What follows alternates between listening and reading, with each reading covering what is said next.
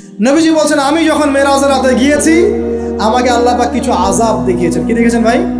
যুবকরা শুনে ভালো করে। নবীজি দেখছেন একটা চুলা, কি ভাই, তন্দুর রুটি দেখেছেন যে চুলায় রান্না করে, ঠিক ওই রকম শব্দই হাদিসে এসেছে, তান্দুর।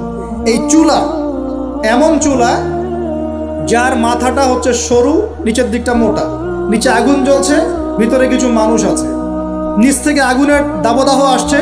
যখনই আগুন আসছে জাহান্নামের, তখন তারা ধাউ ধাউ করে উপরে উঠছে, আবার যখন আগুন নেমে যায় তখন তারা নিচে নেমে যায়। নবীজি মর্মান্তিক দৃশ্য দেখে বললেন যে এরা কারা, যাদেরকে এমন আযাব দেওয়া হচ্ছে? জিবরাইল আলাইহিস সালাম বললেন, যুবক ভাই শোনেন ভালো করে, জিবরাইল আলাইহিস সালাম বললেন, এরা হচ্ছে আপনার উম্মতের সেই সব ব্যক্তি যারা বিবাহ বহির্ভূত জিনা করেছিল। এই পাপটা মারাত্মক। আল্লাহ পাক আমাদের সবাইকে পাপ থেকে ফিরে আসার তৌফিক দান করুন। এবং এই পাপ যদি করে থাকেন হতাশ হবেন না, তওবা করে আজকেই ফিরে আসবেন। তওবা করলে আল্লাহ পাক যে কোনো পাপ মাফ করে দেবেন ইনশাআল্লাহ। যে কোনো পাপ, তওবা খাস করতে হবে, কোনোদিন এই পাপে লিপ্ত হওয়া যাবে না। এই যে উম্মতদেরকে উৎসাহিত করা হয়েছে না জিনার জন্য, আর নবী সাল্লাল্লাহু আলাইহি ওয়াসাল্লামকে কেন দেখানো হলো? কারণ তার উম্মতের মধ্যে জিনার পাপ ছড়িয়ে পড়বে বেশি। কিসের মধ্যে? চুলার মধ্যে শাস্তি দেওয়া হচ্ছে, চুলায় শাস্তি দেওয়া হচ্ছে। নবীজি বলছেন তাদের ভিতর থেকে এত দুর্গন্ধ বের হচ্ছিল যেন মনে হচ্ছিল যে কোনো পাবলিক টয়লেটের পাশ দিয়ে আমরা যাচ্ছি।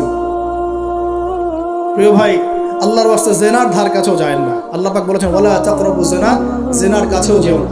তো এক নাম্বার শাস্তি কি রেখেছেন নবী সাল্লাল্লাহু আলাইহি ওয়াসাল্লাম? কিসের শাস্তি? তন্দুর চুলার মধ্যে আগুনের শাস্তি। কিসের পাপের কারণে? বলেন, জিনা। এই উম্মতে মুহাম্মাদের মধ্যে জিনা ছড়িয়ে পড়েছে কিনা?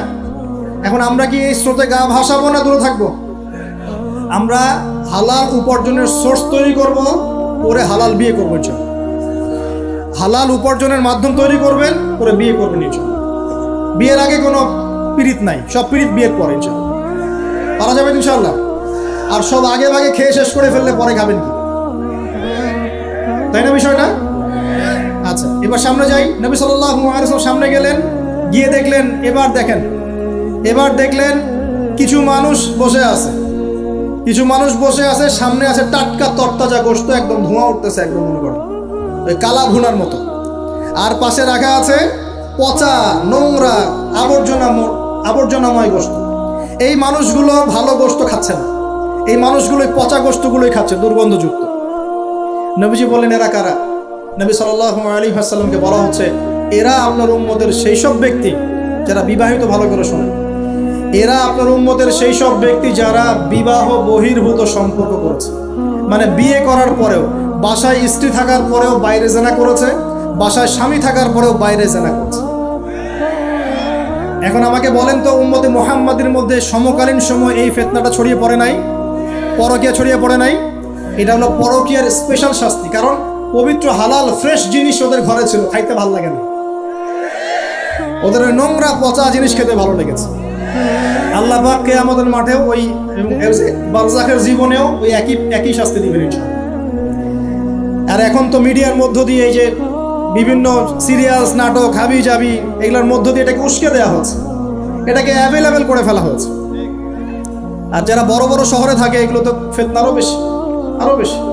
আল্লাহ পাক আমাদের মা বোনদেরকে বোঝার তৌফিক দান করুন, আর আমাদের ভাইদেরকেও বোঝার তৌফিক দান করুন।